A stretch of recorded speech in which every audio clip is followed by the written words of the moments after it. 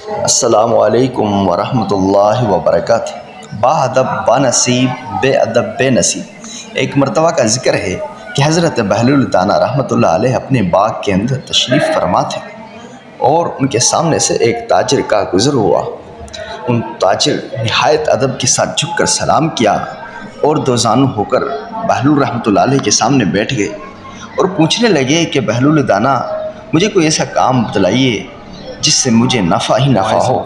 تو حضرت بہلول دانا رحمۃ اللہ علیہ نے اس کے ادب کو دیکھتے ہوئے فرمایا کہ آپ کو کالا کپڑا خرید لینا چاہیے۔ چنانچہ وہ تاجر گیا اور اس نے لاکھے بھر سے سارے کالے کپڑے کا اسٹاک خرید لیا۔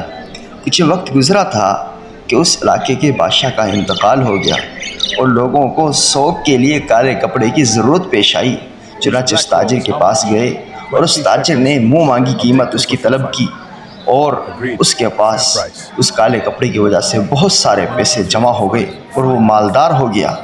چنانچہ جب وہ مالدار ہو گیا تو دوبارہ تکبر اور نخوت کے لہجے کے اندر دوبارہ حضرت بہلول رحمۃ اللہ علیہ کے پاس گئے اور ان سے کہنے لگے، او بوڑھے، اب بتاؤ مجھے کیا کرنا چاہیے۔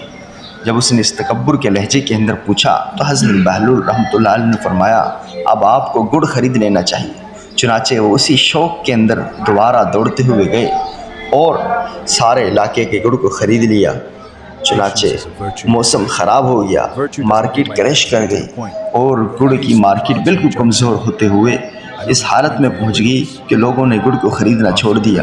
چنانچہ اس کے پاس جتنا بھی گڑ کا اسٹاک تھا وہ سارا خراب ہو گیا، اور جب وہ خراب ہو گیا تو اس وقت یہ دوڑتا ہوا حضرت بہلول رحمۃ اللہ علیہ کے پاس گیا اور کہا کہ آپ نے مجھے غلط مشورہ دیا تھا۔